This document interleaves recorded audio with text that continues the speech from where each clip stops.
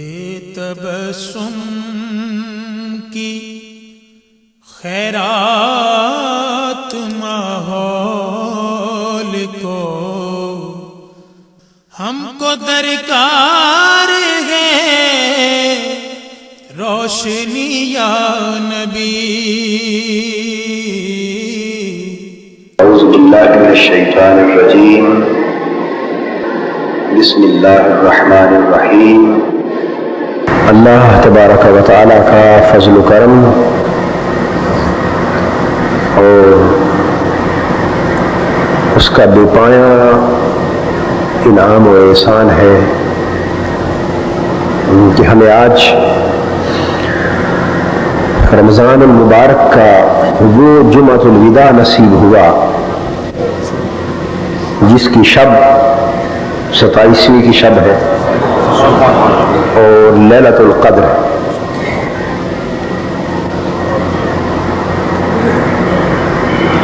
اللہ تبارک و تعالی نے آج کے دن ہمارے لیے دو نعمتیں جمع فرما دی۔ ہم لوگ اتنے اچھے نہیں ہیں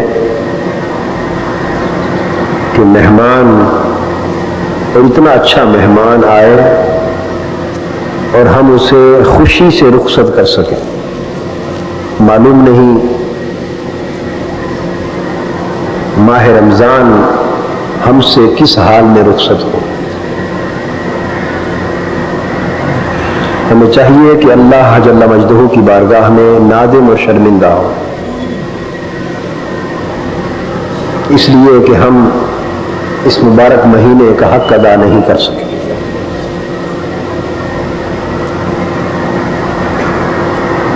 اس مبارک مہینے نے ہمیں بہت کچھ دیا ہے۔ اگر ہم چاہیں کہ اس کا کچھ نہ کچھ حق ادا کر سکیں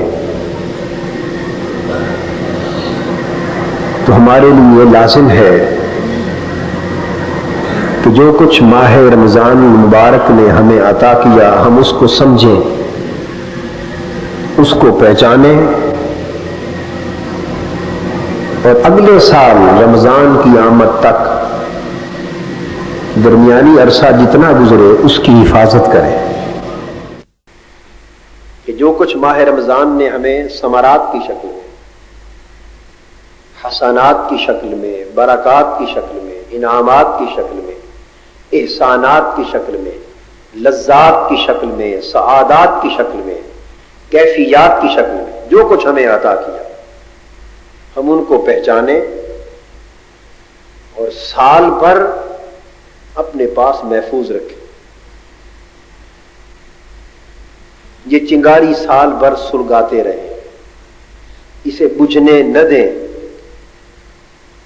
تاکہ اگلے سال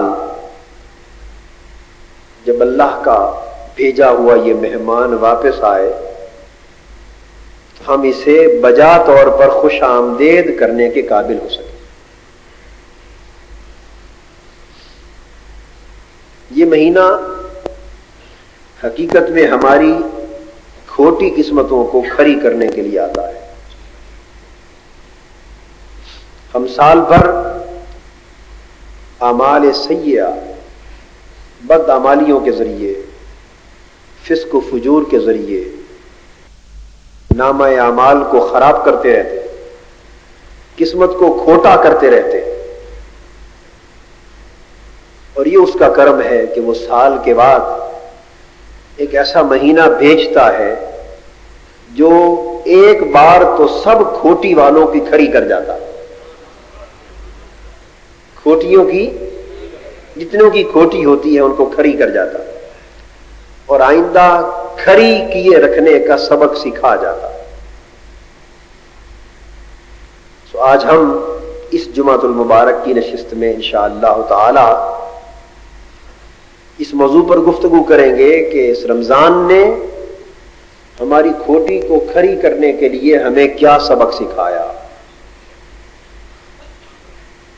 اور ہمیں کیا کرنا چاہیے کہ پھر یہ کھری رہے۔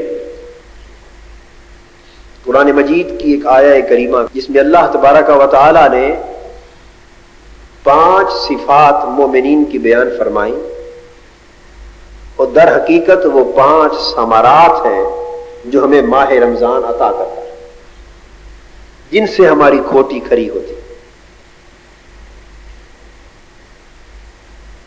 ان 5 صفات کو 5 طبقوں کی شکل میں بیان فرمایا۔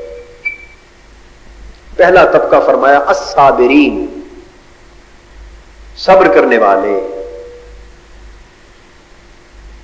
پھر فرمایا الصادقین، دوسرا طبقہ صدق اور اخلاص والے۔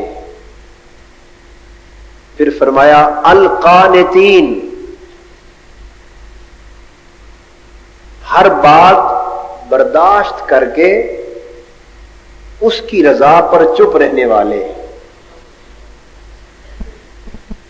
اور اس کی اطاعت میں خاموش رہنے والے، جو کچھ بھی بیت جائے اس کی اطاعت میں خاموش رہنے والے۔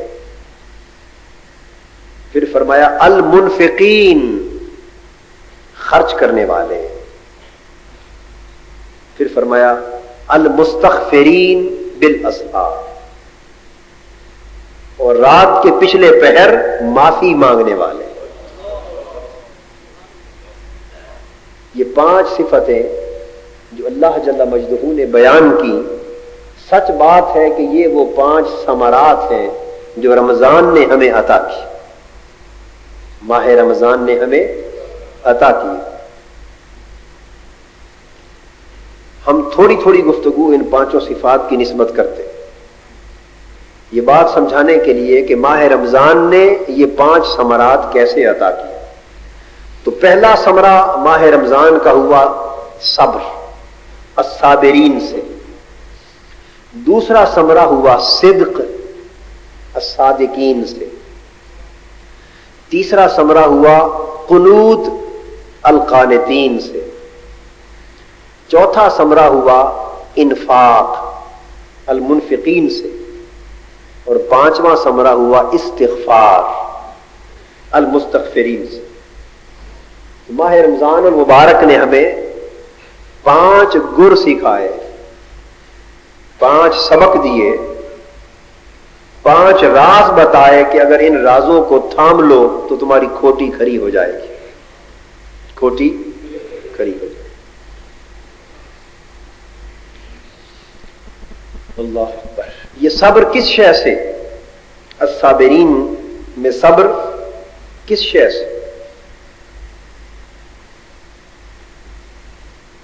اللہ کی خاطر انسانی زندگی کی جتنی لذتیں تھیں، خواہ وہ لذت کام و دہن تھی، خواہ وہ لذت شہوت و نفسانیت تھی،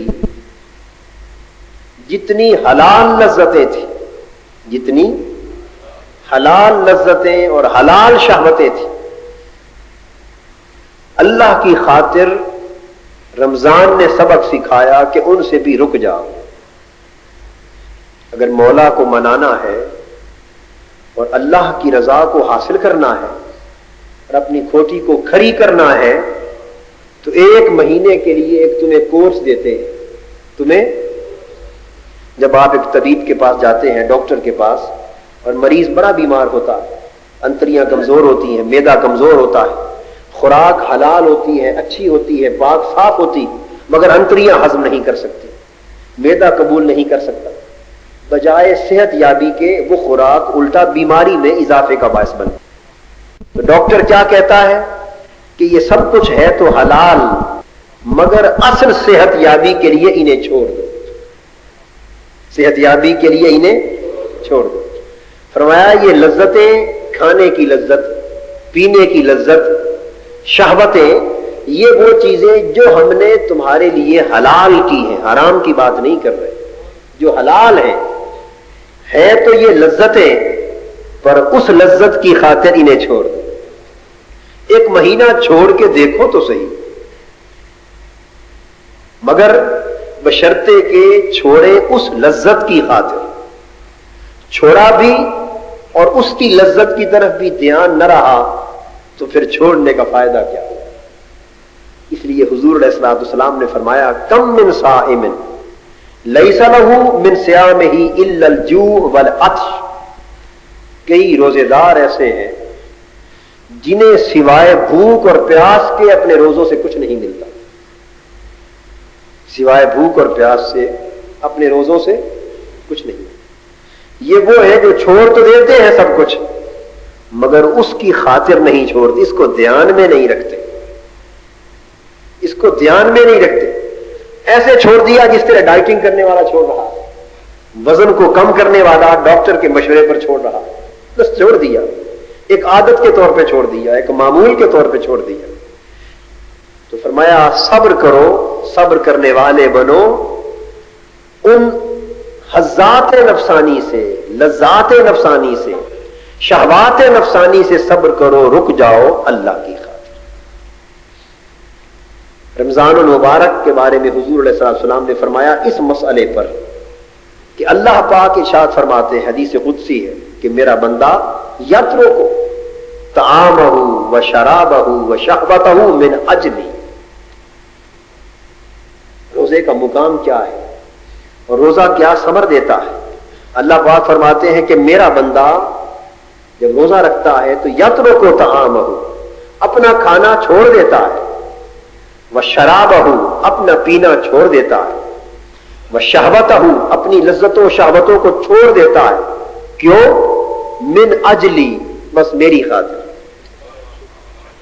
یہ ہے روح روزے کی، یہ جو آخری لفظ ہے نا اس پر دھیان کرنے کی ضرورت ہے۔ من اجلی، میری خاطر چھوڑ دیتا ہے۔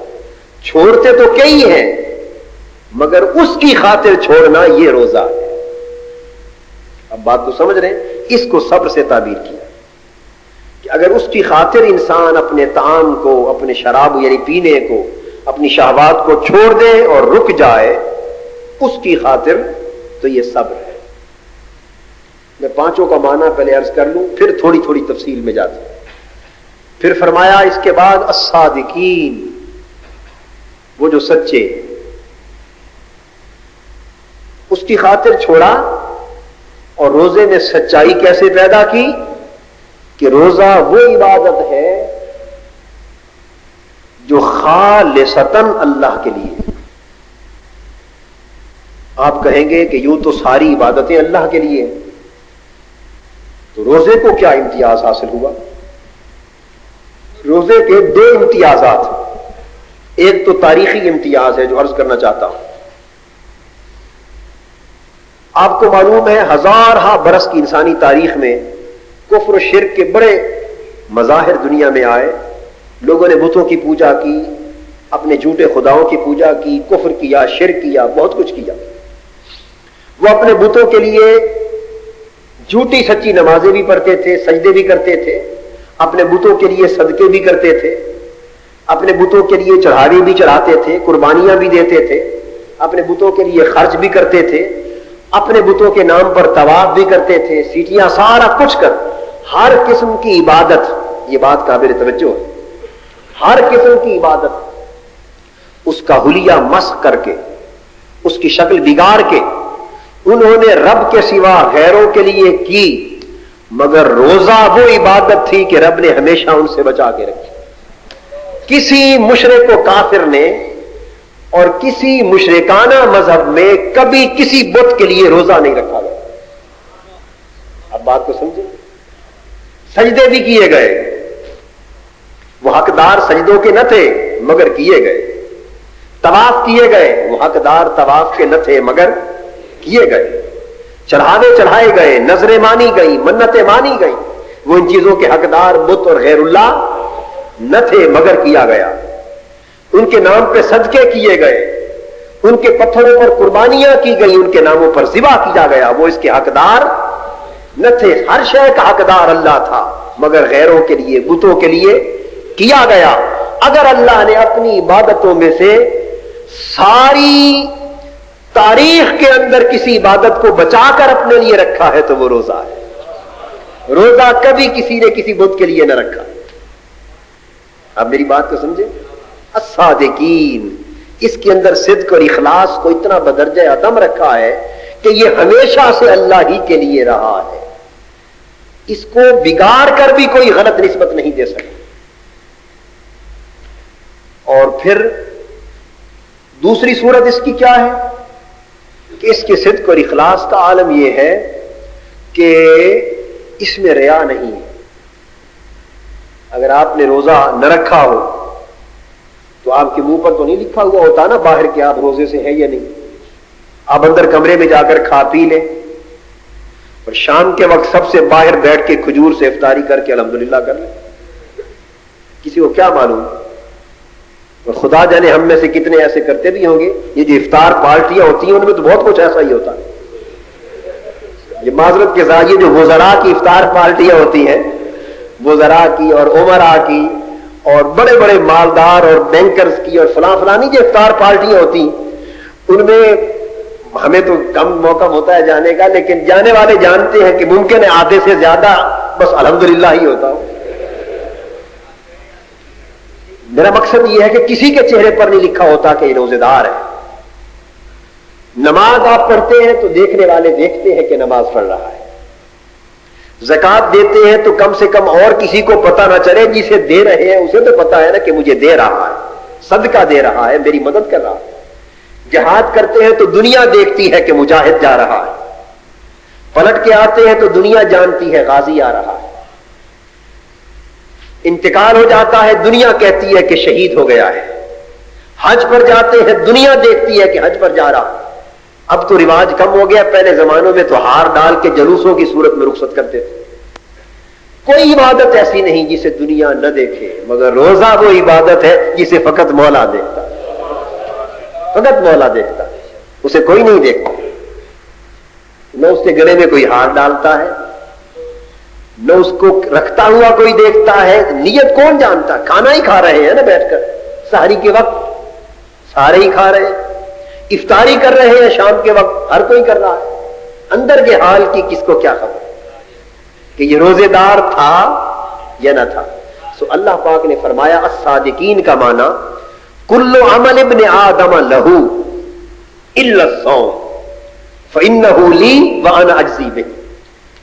فرمایا اے ابن آدم تیرا ہر عمل تیرے لیے ہے. ابن آدم یعنی اے انسان، انسان کا ہر عمل اس کے لیے.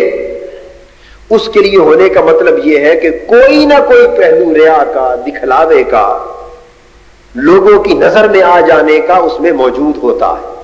تو تیرا ہر عمل کسی نہ کسی اعتبار سے تیرے لیے ہے. الا الصوم سوائے روزے کے. فإنہ لی روزہ فقط میرے لیے، روزہ فقط میرے لیے. وأنا أجزي بہ. تو جب فقط میرے لیے ہے تو میں اس کا معاملہ بھی دوسری عبادتوں سے مختلف کرتا ہوں.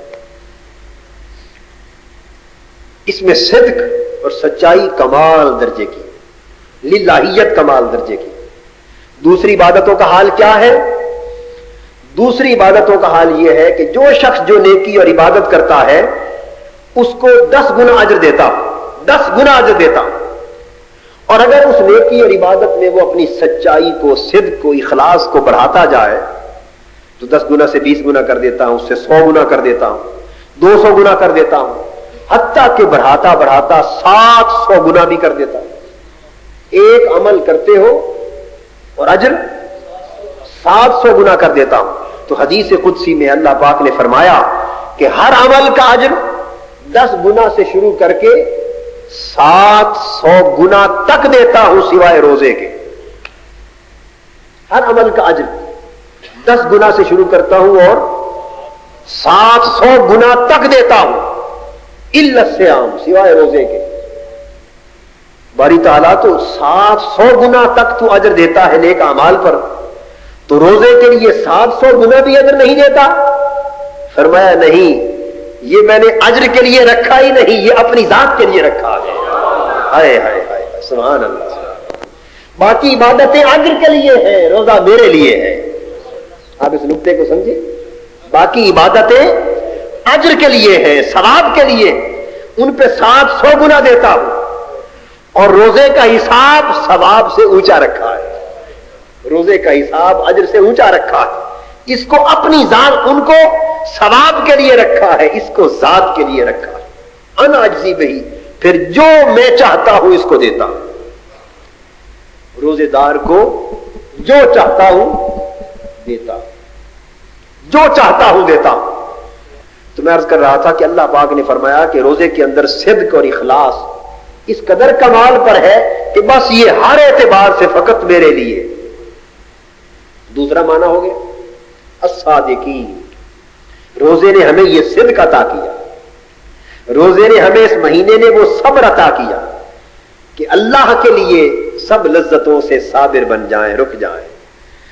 کوئی سبق سمجھے، استاد کا کام سبق دینا ہے، جماعت میں 100 بچے بیٹھے ہیں، 70 بیٹھے ہیں، 80 بیٹھے ہیں، 50 بیٹھے ہیں، کوئی سبق سیکھ رہا ہے، کوئی کھیل رہا ہے، کوئی دھیان سے سن رہا ہے، کوئی بے دھیانی میں بیٹھا ہے، اسی کے نتیجے میں کوئی پاس ہو رہا ہے، کوئی فیل ہو رہا ہے۔ رمضان کا کام سبق دینا ہے، کوئی سیکھ لے اس کی مرضی، نہ سیکھے اس کی مرضی۔ لیکن اس ماہ رمضان نے یہ سبق دیا کہ اس کی خاطر سب لذتوں سے رک جاؤ۔ اگر حلال لذتوں سے رکنے کا سبق دیا تو اس کے بعد باقیہ 11 مہینوں میں اس کی خاطر کم سے کم اتنا بھی نہیں کر سکتے کہ حرام لذتوں سے رک جاؤ۔ اس مہینے میں تو حلال لذتوں سے بھی رک گئے، تو بقیہ سال حرام لذتوں سے رک جاؤ، اس سے بھی وہ راضی ہو جائے۔ دوسرا سبق اس نے صدق اور اخلاص کا دیا کہ جو کرو فقط اس کے لیے کرو، فقط اس کے لیے کرو، اور کسی کی رضا خوشنودی، کسی کو منانا، کسی کو خوش کرنا تمہارے عمل کا مقصود نہ رہے، جو کچھ بھی کرو اسی کے لیے کرو۔ پھر فرمایا القانتین، اس کی اطاعت میں، اس کی رضا خوشنودی میں چپ رہنے والے، ان پر جو کچھ بیت جائے شکوے کی زبان نہیں کھولتے، چپ رہتے۔ حدیث پاک نے اس کو روزے کے حوالے سے القانتین کا مفہوم یوں سمجھایا۔ حضور علیہ الصلوۃ والسلام نے فرمایا کہ جب تم میں سے کوئی روزے کے ساتھ ہو تو کوئی شخص تمہیں گالی دے، کوئی شخص تم سے جھگڑا کرے، کوئی شخص تمہیں برا بھلا کہے، کوئی شخص جہالت کے ساتھ تمہیں پیش آئے، تمہارے ساتھ زیادتی کر لے، تو تم کیا کرو؟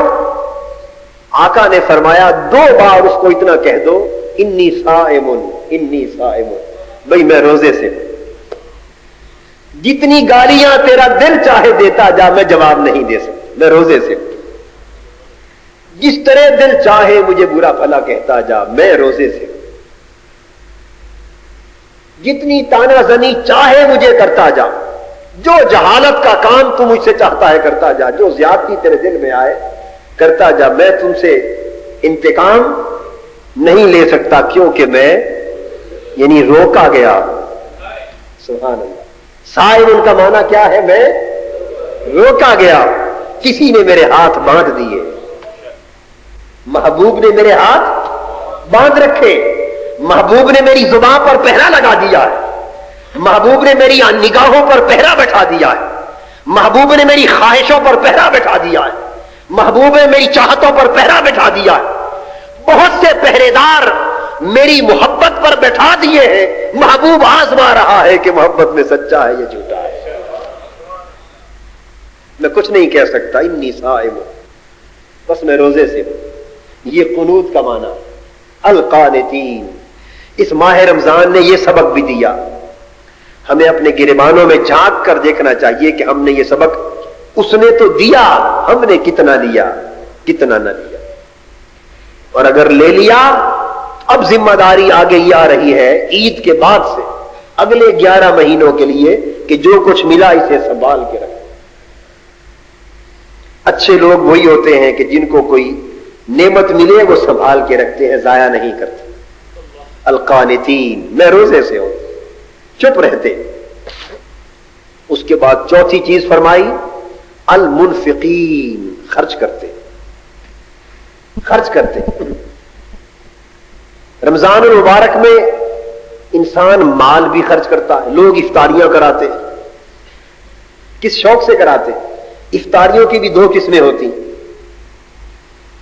ایک افطاری مولا کے لیے، ایک افطاری افسر کے لیے۔ میری بات سچ ہے یا نہیں؟ ایک افطاری امیر آدمی کے لیے، مالدار شخص کے لیے، جس سے کل کو ایجنسی لینی ہے، کام لینا ہے، اور یہ بھول جاتے ہیں کہ بھئی ساری ایجنسیاں تو اس کی بارگاہ میں، ان العزت للہ جميعا وللہ العزت ولرسولہ وللمؤمنین. لوگ ٹھکرا گئے، غلط راستے پر چل پڑے، انہوں نے عزتیں دنیا اور اہل دنیا کے ہاں سمجھ لی، جبکہ اللہ کا ارشاد یہ تھا کہ نادانو عزت فقط میری بارگاہ میں، میرے رسول کے قدموں میں ہے، اہل ایمان کے پاس.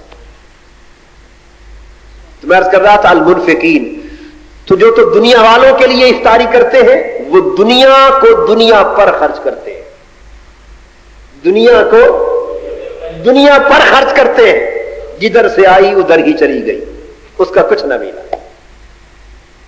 اور جو افطاری مولا کے لیے کرتے ہیں وہ پھر ہر غریب و امیر کو بلا امتیاز دعوت دیتے ہیں. غریبوں کو بلا کر جنہیں اچھا کھانے کا افطاری کا مہینہ بھر نہ ملے انہیں زیادہ خوش ہو کے بلاتے ہیں تاکہ آج ان کو اچھی افطاری مل جائے، آج ان کو اچھی افطاری مل جائے. وہ اللہ کی رضا کے لیے جب خرچ کرتے ہیں تو یہ المنفقین روزہ مال بھی خرچ کرواتا. اور جب رات کو کھڑا ہوتا ہے انسان قرآن سنتا ہے اور پھر شبینے ہوتے ہیں ماہ رمضان میں، ایک ہے مال کا خرچ کرنا، یہ خرچ کرنا پھر بھی آسان ہے، بخیلوں کے لیے مشکل ہے. بخیلوں کے لیے جو مال کی پوجا کرنے والے، جن کا مقصود ہی مال و دولت، ان کے لیے مال کا خرچ کرنا مشکل ہے، مگر مال خرچ کرنا پھر بھی آسان ہے، جان کا خرچ کرنا اس سے مشکل ہے. انسان کہتا ہے بھئی مال لے لو، پیسہ لے لو، چند گھڑیاں نرم بستر پہ سو لینے دو، رات کا وقت ہے کچھ آرام کر لینے دو، پیسے جو لیتے ہو لے جاؤ، خرچ کر لو، فلاں کو بلا لینا، فلاں سے پڑھا لینا، فلاں سے سنوا لینا، فلاں کو کھلا دینا، یہ پیسے لے جاؤ، سب کچھ کر لو، مگر مجھے کچھ لمحے سو لینے دو. انسان جان کو بچاتا، مگر ایک انفاق مال کا تھا، ایک انفاق جان کا ہے. تو روزے نے فرمایا کیا سکھایا سبق کہ رمضان کی راتیں آئیں، دن کو کھانا پینا لذتیں سب بند کر لو، اور رات کو اپنی دن بھر کی ٹوٹی پھوٹی جان، دن بھر کا بھوکا، دن بھر کا پیاسا، دن بھر کا بھوک اور پیاس اور کا مارا ہوا جسم افطاری کے بعد ٹوٹ چکا ہے، کھانے کے بعد ٹوٹ چکا ہے جسم، چاہتا ہے کہ اب میں بستر پہ گر جاؤں، اب سکون مجھے ملے، اب آرام ملے. اس حال میں جان جب تھک ہار چکی تھی، اب وقت آ گیا، کون ہے میری خاطر جان خرچ کرنے والے؟ آئے آ جاؤ، میرا میٹھا میٹھا قرآن سنایا جا رہا ہے، اور قرآن کیا ہے؟ محبوب کی گفتگو ہے. قرآن کیا ہے؟ محبوب کی گفتگو ہے، جو محبوب نے محبوب سے کی، جو محبوب نے محبوب سے کی. بھئی قرآن کلام ہے نا اللہ کا، اللہ کی باتیں ہیں، میٹھی میٹھی باتیں ہیں. کون ہے؟ ایک طرف ٹوٹی ہوئی جان بستر پہ لیٹنے کا تقاضا کرتی ہے، ایک طرف محبت محبوب کی میٹھی باتیں سننے کا تقاضا کرتی ہے. کون جو جان کی رکھوالی کرتا ہے، کون محبت کی رکھوالی کرتا ہے؟ آ جاؤ، کھڑے ہو جاؤ، میری میٹھی میٹھی باتیں. ایک شخص کھڑا محراب میں سنا رہا ہے، کون ہے جو سنتا ہے؟ جاگتا ہے، سنتا ہے. کون ہے محبوب کی باتیں سنتا؟ تو میں عرض کر رہا تھا المنفقی، اس طرح خرچ کرنے والے. حضرت موسیٰ علیہ السلام جب طور سے پلٹے اور اللہ تبارک و تعالیٰ کے حسن کی ایک انعکاسی تجلی جو طور پہ پڑی، اور اس کی شعاؤں نے حضرت موسیٰ علیہ السلام کو جو حسن عطا کیا، جو چہرے پر منعکس ہوئی شعائیں، ان سے جو انعکاسی حسن ملا حضرت موسیٰ علیہ السلام کو، اس حسن کا عالم یہ تھا کہ کوئی آنکھ بھر کے دیکھ نہیں سکتا تھا. آپ پھر چہرے پر کپڑا ڈالتے تھے، نقاب اوڑھ کے چلتے تھے کہ حسن الہی کی انعکاسی تجلی کے پرتوں نے جو چہرہ موسیٰ کو حسن عطا کر دیا تھا وہ بھی دیکھنے کے قابل نہ رہا تھا. کپڑا ڈال کے چلتے. گھر جو آئے، بیوی نے پوچھا حضرت موسیٰ علیہ السلام سے، زوجہ مطہرہ نے، حضرت چہرے پر کپڑا ڈال رکھا ہے، کیا بات؟ فرمایا اس کا حسن، اس کے حسن کی تھوڑی سی جھلک ادھر آ گئی ہے، اس حسن کی تھوڑی سی جھلک ادھر آ گئی. اب کوئی آنکھ اسے دیکھ نہیں سکتی، جو دیکھے گا نابینا ہو جائے گا. اب لوگوں کو بچانے کی خاطر کپڑا ڈال رکھا ہے. وہ جو عاشق لوگ ہوتے ہیں وہ خرچ کرتے ہیں, مال بھی کرتے ہیں, جان بھی کرتے ہیں. وہ مچل گئی, عرض کیا حضرت ایک بار پردہ اٹھا دو. فرمایا بھائی اللہ کی بندی تمہاری تو آنکھوں کی بینائی ہی چلی جائے گی, کیا کرو گے؟ آپ نے فرمایا اچھا بڑا شوق ہے, بڑا اصرار کیا, تو ایک آنکھ پہ ہاتھ رکھ لو, کم سے کم جائے تو ایک آنکھ جائے.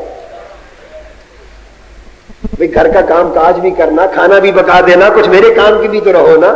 ایک آنکھ بچا لو, ایک عشق میں دے دو. ایک آنکھ پہ ہاتھ رکھا. حضرت موسیٰ علیہ السلام نے جو پردہ اٹھایا, بس اس حسن پہ نگاہ پڑی, بینائی جاتی رہی, آنکھ جاتی رہی. مگر وہ لذت دے گئی, وہ نظارہ حسن وہ لذت دے گیا کہ ہاتھ جوڑ کے رونے لگی, خدا کے لیے ایک بار پھر دکھا دو, ایک بار پھر دکھا دو. تو فرمایا دوسری آنکھ بھی. فرمایا کیا ہوا؟ دوسری آنکھ بھی. موسیٰ علیہ السلام نے پھر نقاب پلٹا, اس آنکھ سے ہاتھ اٹھایا, دیکھا وہ بھی جاتی رہی. اب قدموں پہ گر پڑی, عرض کی حضرت آپ کی بارگاہ میں کیا کمی ہے؟ دعا کر لے کہ رب کریم بار بار آنکھیں دیتا رہے, حسن کو تک کے جاتی رہے.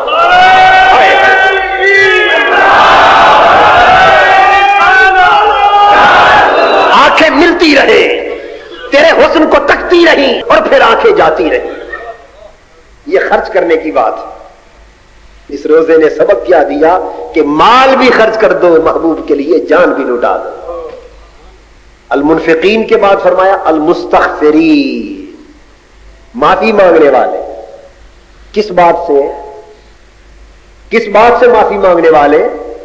بالاسحار, سحر جب پو پھوٹتی ہے نا, جب اجالا ہوتا ہے, تو اجالا ہونا کسی بات کی علامت کہ اب ہجر کی گھڑیاں ختم ہوئی ہیں اور وصال کا وقت آ گیا ہے. یہ اجالا علامت ہے کسی سحر, ہجر اور فراق کے خاتمے کی علامت. تو فرمایا مستغفرین بالاسحار, جب رات بھر انتظار کرتے ہیں, رات بھر انتظار کرتے ہیں کہ تیرے حسن کا اجالا پھوٹے, تیرے حسن کی افق پر سحر طلوع ہو, تو پھر معافی مانگتے ہیں کس بات سے کہ میرے اللہ اگر بھول کر ایک نگاہ بھی تیرے غیر کی طرف اٹھ گئی تو معاف کر دے, اگر بھول کر خیال تیرے غیر کی طرف چلا گیا تو معاف کر دے, بھول کر طلب کسی اور سمت ہو گئی تو معاف کر دے. بس اس کے سوا کسی اور طرف التفات کر بیٹھنے کی معافی مانگتے ہیں, معافی مانگتے ہیں.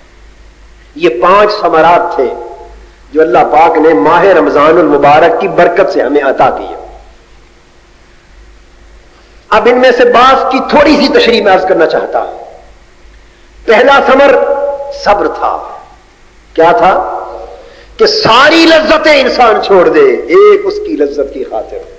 مگر یہ اس کی لذت میں کیا لذت ہے, یہ خبر تو انہی کو ہوگی نا جو چکھ کے دیکھے گا. تو ایک بار تو چکھنا پڑے گا. بھئی میں ساری زندگی آپ کو میں مثال دیا کرتا ہوں, کسی اچھے پھل, کیلے, سیب کے ذائقے کی بات سمجھاتا رہوں, دلائل کے انبار لگ جائیں, بہت کچھ خطاب, کئی گھنٹوں کے خطاب ذائقے کے سمجھانے پر کر دوں, مگر جس نے چکھ کے نہ دیکھا ہو اس کی سمجھ میں ذائقہ آ سکتا نہیں آ سکتا. تو میں بالآخر ناکام ہو کر یہ کہنے پر مجبور ہو جاؤں گا بھائی میں ذائقہ سمجھا نہیں سکتا. سمجھنا چاہتے ہو یہ کیا ہے تو تھوڑا سا چکھ کے دیکھ لو, چکھ کے دیکھ لو. تو اس کی لذت میں ساری لذتیں کس طرح چھوٹ سکتی ہیں, یہ ایک سوال ہے. یہ لذتیں مل رہی ہیں, یہ لذتیں مل رہی ہیں. کام و دھن کی لذت, جھوٹی شہوتوں کی لذت, جھوٹے حسن و جمال کی لذت, جھوٹی طلب و حرص و لالچ کی لذت, جھوٹے جاہ و منصب کی لذت, جھوٹی مالداریوں کی لذت, جھوٹی عمارتوں کی لذت, جھوٹی دنیا داری کی لذت, جھوٹی نفس پرستی کی لذت, جھوٹی شہوت پرستی کی لذت, یہ ساری لذتیں ہیں جو انسان کو گھیرے ہوئے ہیں. اور صبح و شام ان لذتوں کے مزے انسان چکھ رہا ہے. اب ان لذتوں کا مقابلہ اس لذت کے ساتھ کیسے ہو, یہ سمجھانے سے نہیں ہو سکتا. ایک بار لگا کے دیکھو, سمجھ آ جائے گی کہ لذت کیا ہے. ایک بار لگا کے دیکھو. میں عمر بھر سمجھاتا چلا جاؤں, عمر بھر کوئی خطاب کرتا چلا جائے, کتابوں کے ورق بھر دیے جائیں، سمندروں کی سیاہیاں ختم ہو جائیں، درختوں کے قلم ٹوٹ جائیں، زندگیاں گزر جائیں، اس کے عشق کی لذت کیا ہے، اس کے تعلق کی حلاوت کیا ہے، اس کے دیدار کا سرور کیا ہے، اس سے باتیں کرنے کا مزہ کیا ہے، اس کے لیے مر مٹنے کا کیف کیا ہے، ارے ایک بار لگا لو سب سمجھ میں آ جائے گا۔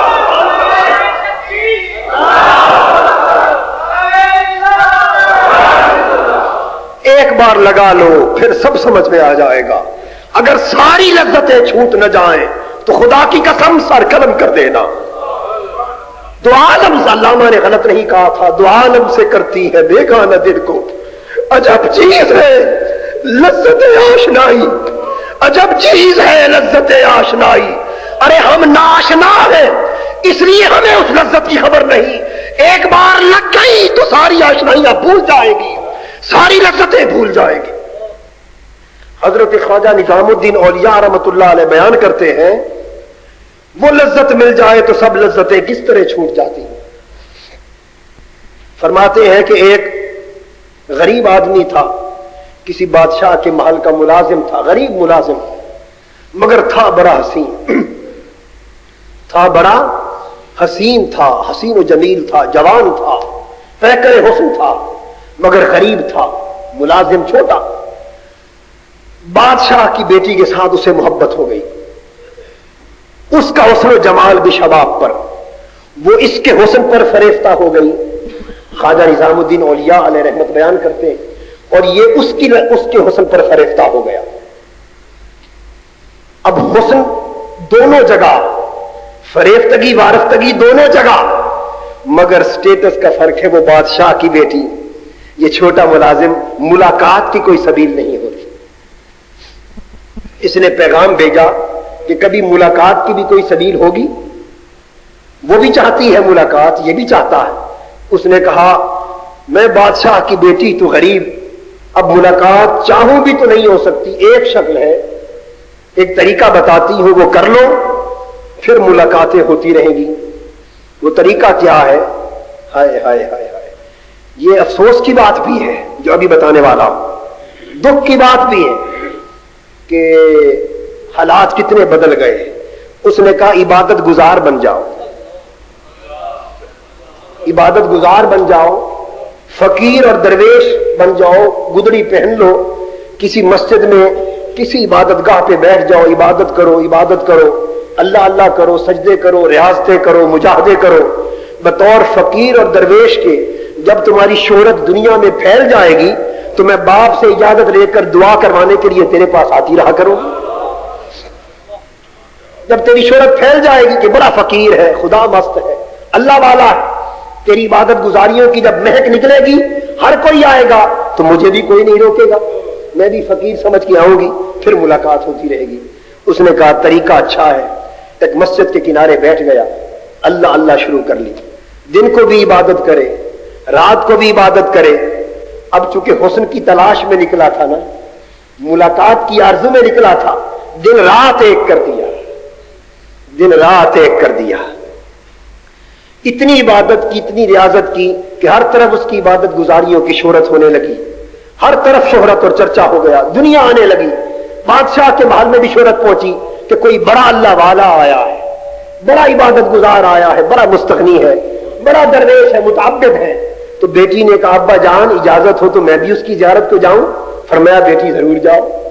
آج مدتوں کے بعد وہ مقصد پورا ہونے کا لمحہ آ گیا، وہ گھڑی آ گئی ملاقات کی۔ وہ شہزادی سج دھج کر اپنے محبوب کے پاس دیکھنے کے لیے آئی، اور آ کر اس کی حیرت کی انتہا نہ رہی کہ بیٹھے سامنے گھنٹوں گزر گئے، وہ نگاہ اٹھا کے دیکھتا ہی نہیں، وہ نگاہ اٹھا کے دیکھتا ہی نہیں۔ اس نے اس کو جھنجھوڑا، پوچھا بھائی مجھے پہچانا نہیں؟ اس نے کہا نہیں۔ اس نے کہا میں وہی حسین ہوں جس نے تمہیں یہاں بھیجا تھا۔ اس نے کہا تو حسین ہے تو اب تعلق حسن دینے والے سے ہو گیا۔ اس نے کہا میں نے تو یہ طریقہ تمہیں سمجھایا تھا۔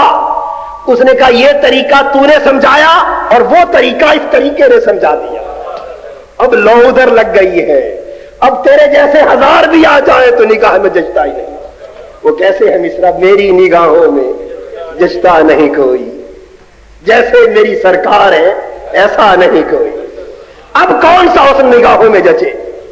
تو جب ایک بار وہ لذت مل جائے تو وہ آیا تو مجاز میں تھا، مگر رات اور دن کو جاگتے جاگتے کسی لمحے وہ حسن نظر آ گیا ہوگا نا، کسی لمحے جھلک دکھائی دے گئی ہوگی، پھر موازنہ کیا ہوگا، اس کو سمجھ آئی ہوگی بھئی یہ کیا ہے اور وہ کیا ہے، پھر وہ سب لذت بھول گیا.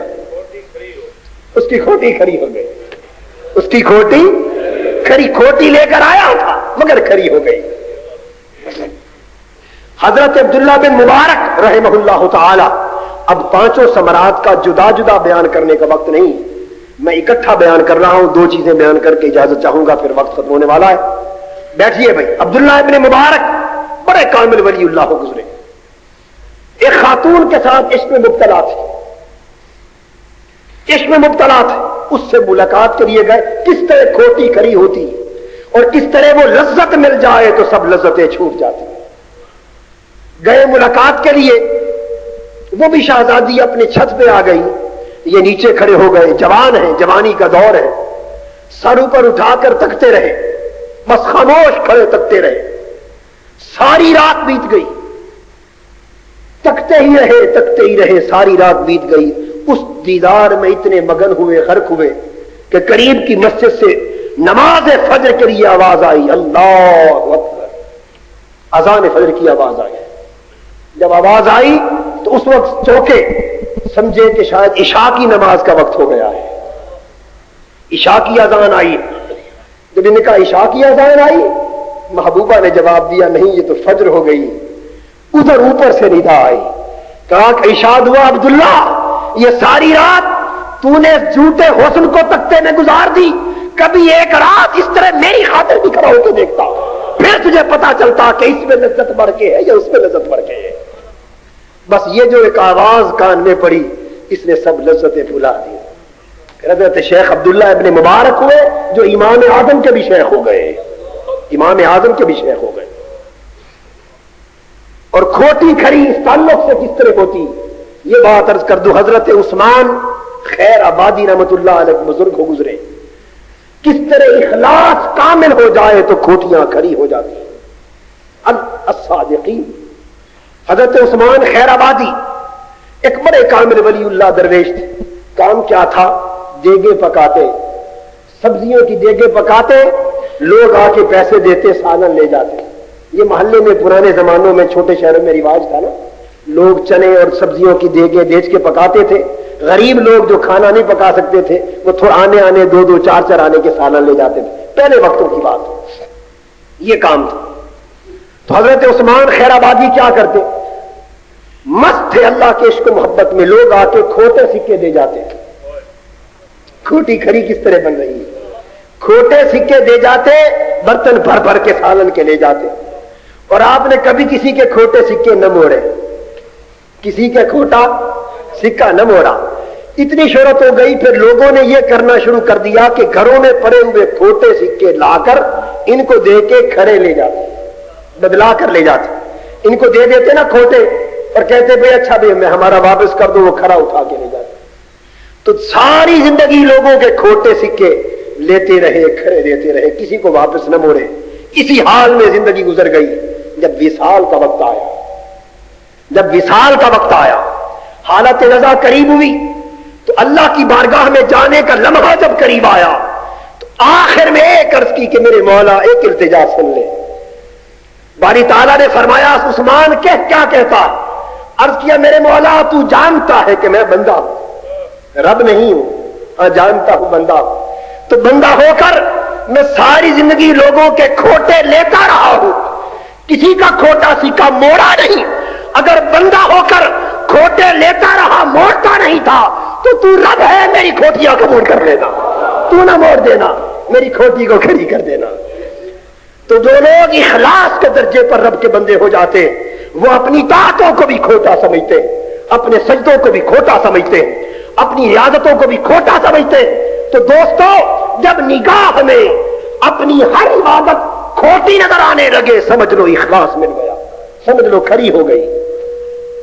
یہ نقطہ سمجھانا چاہتا تھا. جب ہر عبادت گزار کو اپنی عبادت کھوٹی نظر آنے لگے، سجدے کھوٹے نظر آنے لگے، جب عبادتیں ریاضتیں طاعتیں کھوٹی نظر آنے لگے، رونا کھوٹا نظر آنے لگے، سمجھ لو کہ اب کھوٹی کھری ہو گئی. اس لیے کہ جن کی کھری ہو جاتی ہے انہیں اعمال کبھی کھرے دکھائی نہیں دیتے، کھوٹے نظر آتے ہیں. تو پھر روتے ہیں، نادم ہوتے ہیں، شرمندہ ہوتے ہیں.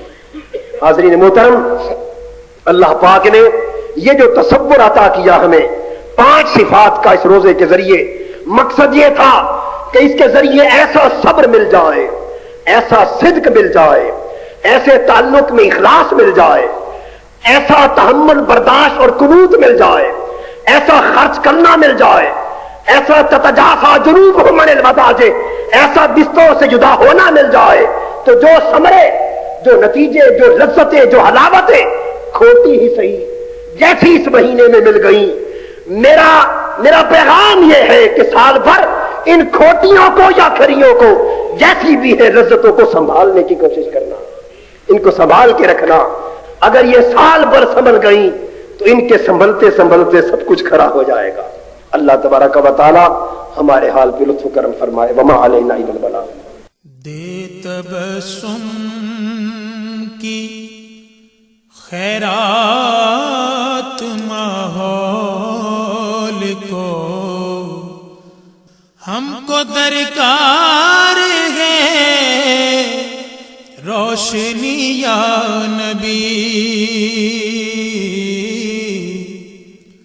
ایک شیریں جھلک، ایک نوری ڈھلک، ایک شیریں جھلک